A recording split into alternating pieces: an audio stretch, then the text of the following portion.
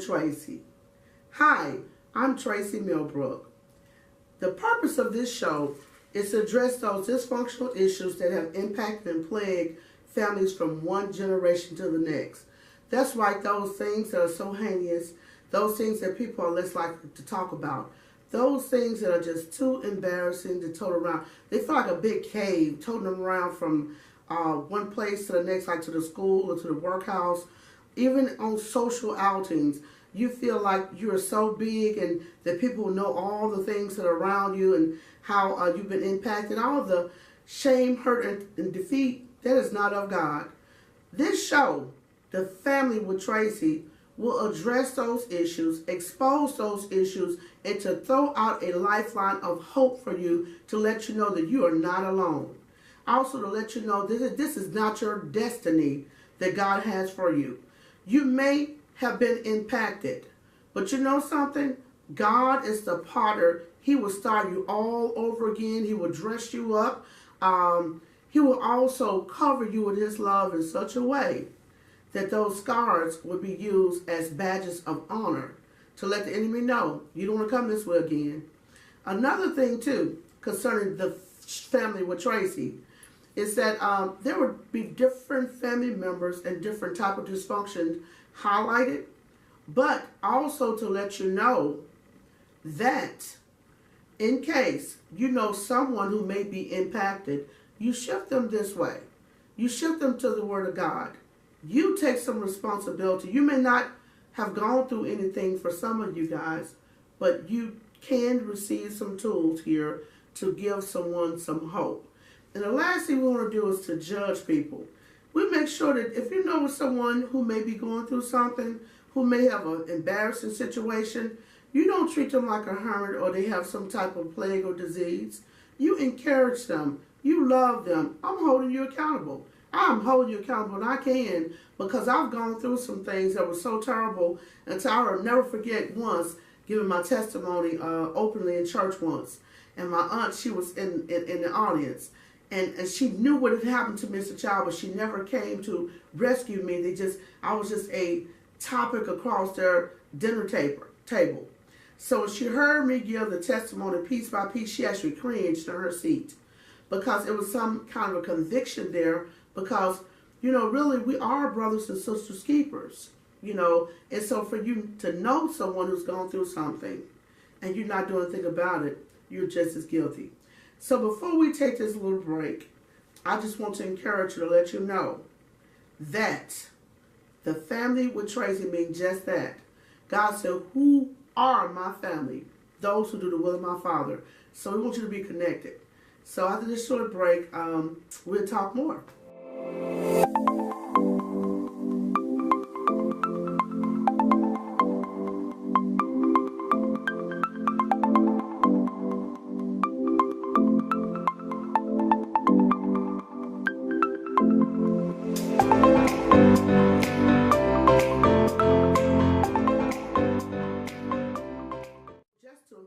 Rewind and just to give you some of my testimonies. Growing up in a house where there was 4 girls and me being the youngest. I was the youngest everything, the youngest cousin, the youngest daughter, the youngest person in the neighborhood, and it was not a good feeling. However, I had 3 personal goals for myself. One was to go to the 7th grade. That meant I was on my way to junior high where all the other females in my family had gone. 2, receive a training bra. That meant that I was physically evolving to womanhood. And 3, to get my period. However, my plan was delayed over and over again. Because we lived in a very dysfunctional household,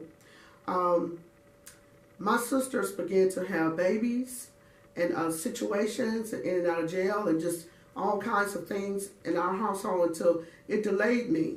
Never forget, my sisters were having so many babies so fast until one year I had to literally sit out of school and I failed in the 5th grade. It was so embarrassing.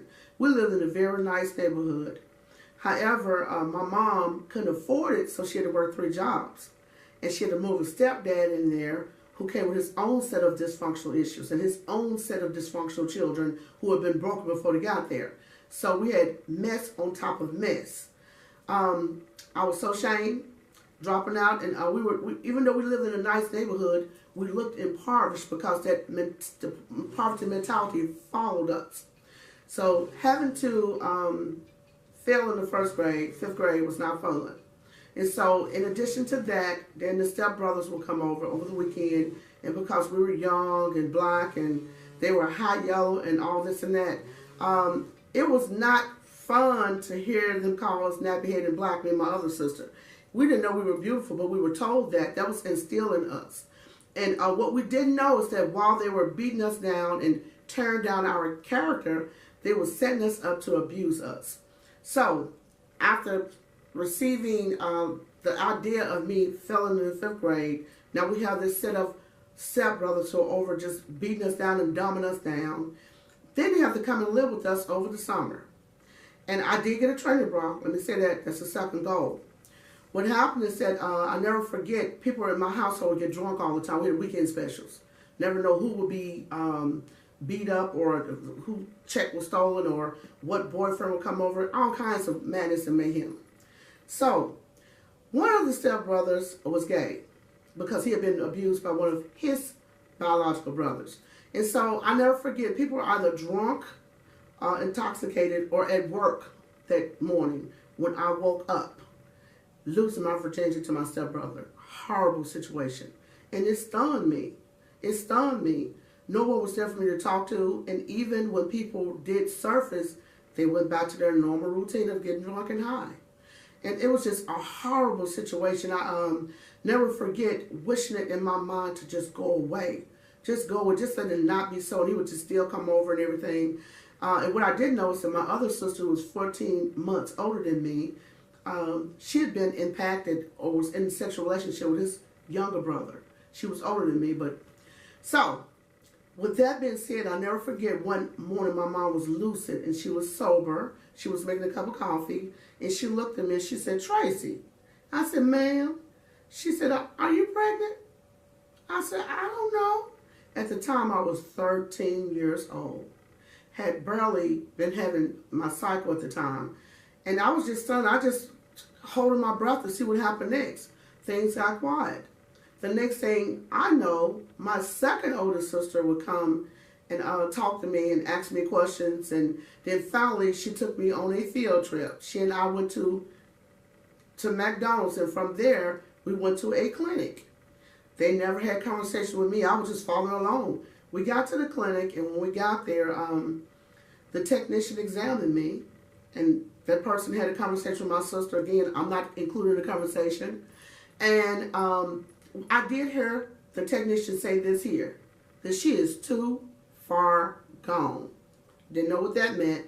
But my sister took me home, had a conversation with my mom, quiet conversation. Again, I was not included. Afterwards, all hell broke loose in my house. Because at that point, I guess they realized that Tracey was pregnant, she's 13, and this madness has got to stop. And because of you guys being crazy, that this child has been abused and we need to figure out who did it. And so they finally figured it out. It busted up our household. Me and my mom moved out to live with my other sister who had her own array of issues with her 6 kids. And so I never forget being having to not make it fully to the 7th grade. I had only been in the 7th grade for a little while before this happened. So when they pulled me out of school, they hid me. They hid me in my sister's house, and my mom was there with me, and she didn't know what to do, and so she was just fell into a drunken stupor. And so I never forget being in my sister's house, and when I had my baby, he was supreme me because I was too little to even develop fully to even bring forth a full child. And so I had my baby, and he was a preemie, and the doctors was telling my mom again, I'm not in a conversation, that he may not make it. And if you do make it, it may be a lot of personal, physical issues, you know. I couldn't even hear that. I definitely blocked that out of my mind because I had a baby. I didn't care what the situation was. This was my baby. He was beautiful. He loved me. He came from me. And nothing was going to separate us. And so I was spending the night at the hospital. My mom and my sister still had their own set of issues. And so it was like I didn't even exist at the time. But my mom was still worried. she had had a child when she was young, around 15, and that child died. And so I can tell that she would come to me to not build up my hopes about my baby. And I remember right before the last time I went to the hospital to visit my baby, she told me, well, don't get your hopes up too much, because anything can happen. She was trying to keep me from being hurt if something happened to my baby. But went to the hospital, stayed out there about 15 hours. I was so tired, rode the bus home, received a phone call from the hospital, and my son's doctor said, your son is ready to go home, Miss Lawson. All he needs is the tender, loving care of his mom. That was just so wonderful to me. I didn't know what to do. So I went and got my baby. When I went and got my baby, I hugged my baby, and I just looked at him like a little toy, but he was mine. Regardless of what happened or how he was conceived, he was mine. He still is. So I'm a proud mom. I've been a mom since I was 3 days after I turned 14. It was a hard situation, but it was a situation. It was my situation. And so we're going to take another break. When I come back, I'm going to tell you how my situation fit into a normal situation. Okay? So stay tuned. You don't want to miss this.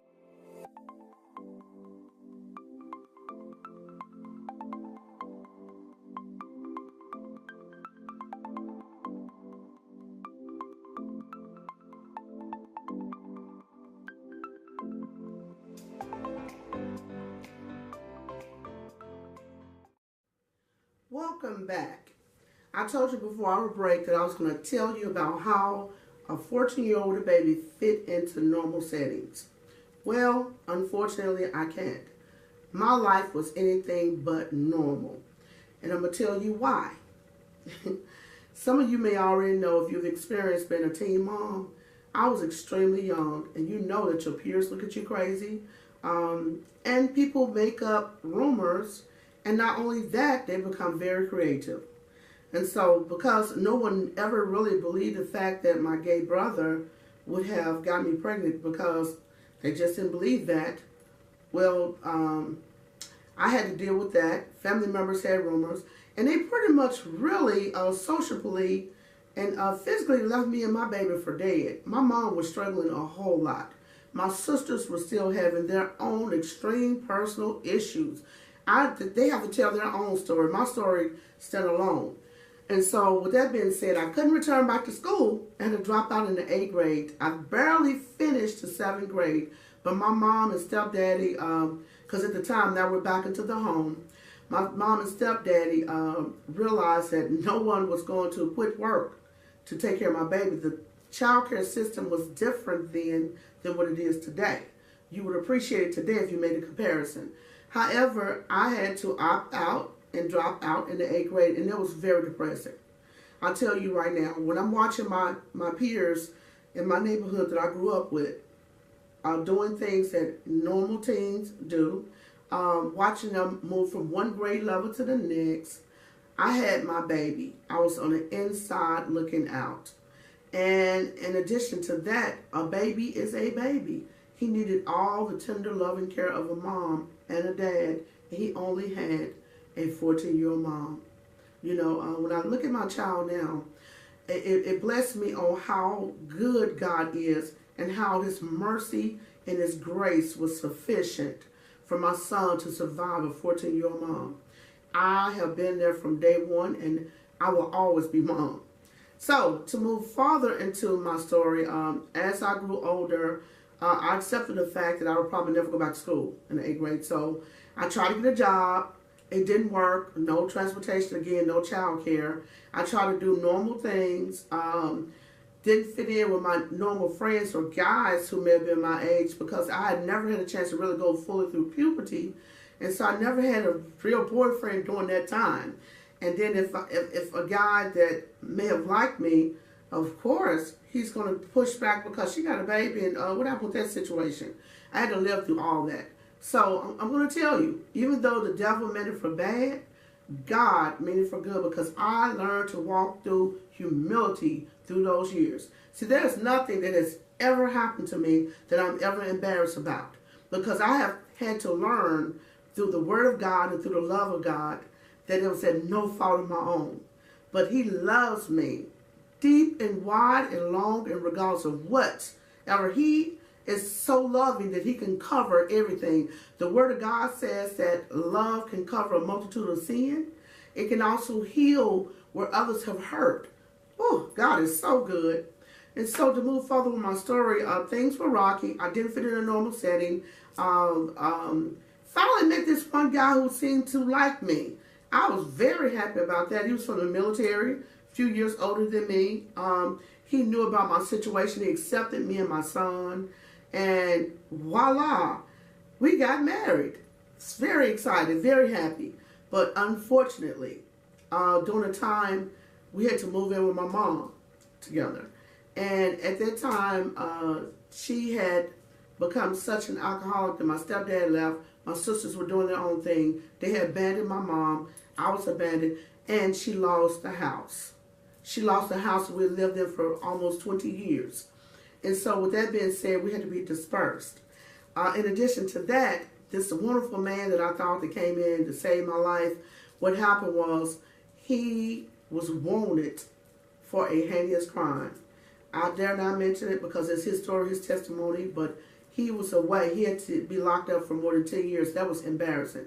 So to add coal to the fire, when we had to be relocated, me and my mom, to find somewhere to live, it was even more humiliating for her than for me. But I had two babies. And so when it was time for us to find somewhere to live, family members didn't want me. I had one baby by my stepbrother. You know, they said, so I said. And I had another baby by this guy who went to jail for this terrible thing that was all in the newspaper. So in addition to that, I bounced around. And finally, I got into emergency housing. When I got into emergency housing, I didn't realize that it was temporary. I was just glad to have someone to stay with me and my babies. However, I did find jobs. I worked really hard. My mom had to live in a place that was very uncomfortable with her twin sister, sleeping in a bed with her adult niece because she had nowhere else to go. And so I never forget working so hard and earning enough money that I was able to get a place to stay. And I went to get my mom. That was the first thing I did. And I said, Mom, I never forget she was drunk and she was just asleep. And she said, what is it, Trace? I can't help you. I said, I got some keys. I have to go to work tonight. I need you to come and take it. And she jumped out of the bed. She said, what? I said, I got us a place to stay. Just go and take care of my babies and I'll do the work. And that blessed me. Even in the midst of everything I've gone through, I want you to encourage someone right now. You don't stop living because people throw things at you, because life come at you. Remember I told you that this show is going to impact people who have been dealing with the most dysfunctional issues that was meant to kill, steal, and to destroy them. When your hope is destroyed, you shut down. It's like a car running out of gas and oil. You got to keep it moving. You got to keep hope, and you got to keep joy. For the joy of the Lord is your strength. You got to remember that.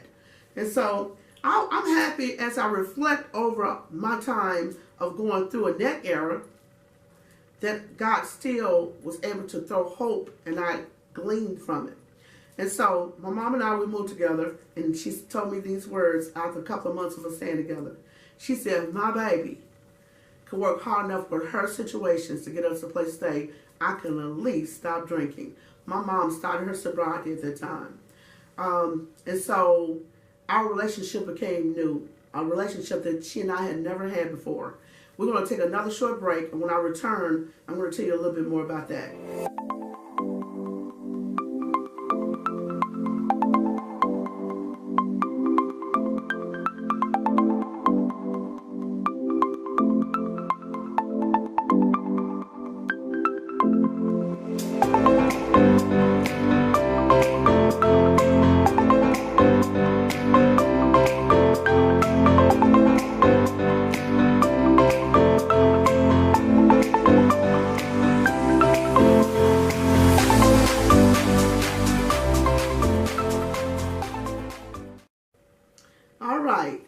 So now that my mom and I have a different relationship, I have my mom to myself. That was the first time in all of my life that I can ever remember developing a relationship with my mom without her being drunk, without her being impacted by something that my sister did, or her recovering from a beatdown from my stepdad. it was wonderful because I didn't know this woman. I loved her so much on this new level. And the only thing was is that I had really raised myself, and she didn't know how to redirect me. At the time, I was about 19, almost 20. And it felt so good to have a mom around, even to have someone to help me with my babies. I had a beautiful daughter by my first husband and my son, and they were close, and they loved my mom, and my mom loved them. And even then, my sisters would come over and squat in my home with all of their problems while I worked 2 jobs and I attended school. I was hungry for success. I was so hungry for it, and it depressed me. It depressed me so bad until I began to act out, because remember, I never had an opportunity to go through puberty and act out as an adolescent. And so I started hanging out with crazy folks. You guys had to read my book. This is just a sliver of my testimony. See, one thing is a result of another. And so I was still dysfunctional because my situation as a teen mom had never been resolved. So I started acting crazy. You know, sometimes, well, in most cases, when we go through our own personal struggles or that somebody have done what we've been put upon, truth be told, when God cleaned us up and all the other stuff has gone and the dust has settled, you still have to deal with yourself, and no one is perfect. And so it didn't help with the fact that I was still scarred and impacted twice. And so I never forget that I got so desperate of attention because I was just lost at the time. The only way that I can hang around my sisters, I had to do what they were doing.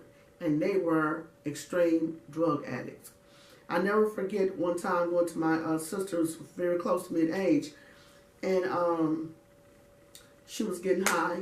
And I took my welfare check and I took it to her one day. And I said, listen, I want to hang out with you.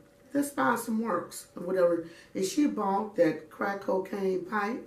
And she went and bought the crack cocaine from the best dealer that she knew. And she started me up and she lit me up like a firecracker.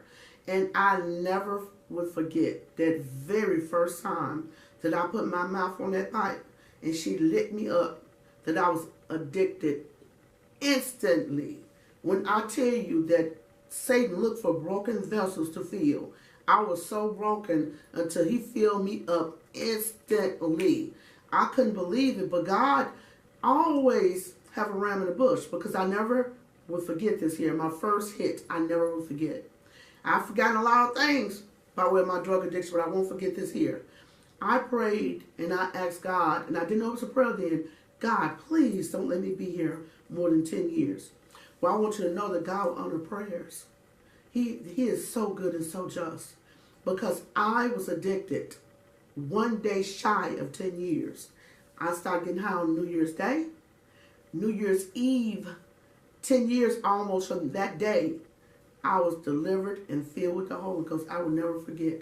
And he is so awesome. He protected me throughout my addiction. But there are many times that I should have been dead.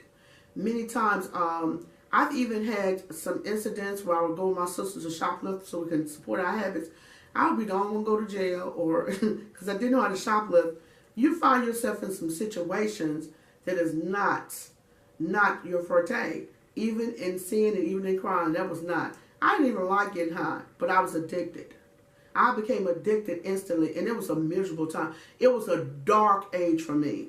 Now, what hurt me so much is that while I was going through my addiction, my children were being abused, and I didn't even know it. Yes, and it was years later that I found out about it.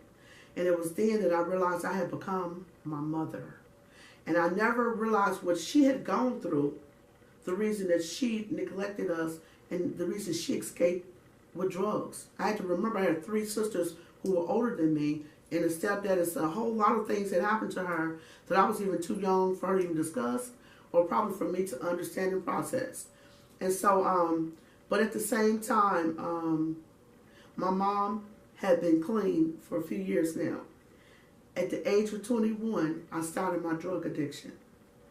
My mom died. While we were in the crack house getting high, we had a phone call from the hospital, and it said that your mom had a cyst over her right eye, and she was going to outpatient surgery and she didn't tell anyone. She told us, she may have told us she was going back and forth to the doctor, but she never told us she was having outpatient surgery, and we probably wouldn't even know what that meant, and that was the least of our concerns. They did the procedure, they drained the cyst, and she had 3 to 4 massive strokes behind it. She had signed consent papers because she didn't think we were responsible enough. They said if anything happened to her, take off life support. That's exactly what they did. Or to move forward, they poked and poked until she was no more.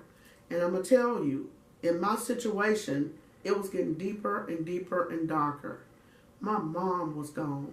My mom was gone. And even though she had not been a very good mom in my beginnings, she was still my mom.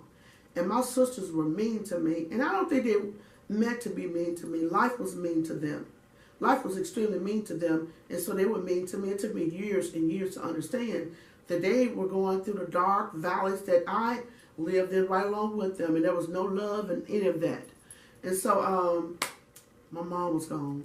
And so life was rocky. In those 10 years of my drug addiction with my children, I felt like a motherless child. I did the best I could to cleave to my children. But God is so good, because that is not the end of my story. That is just one season.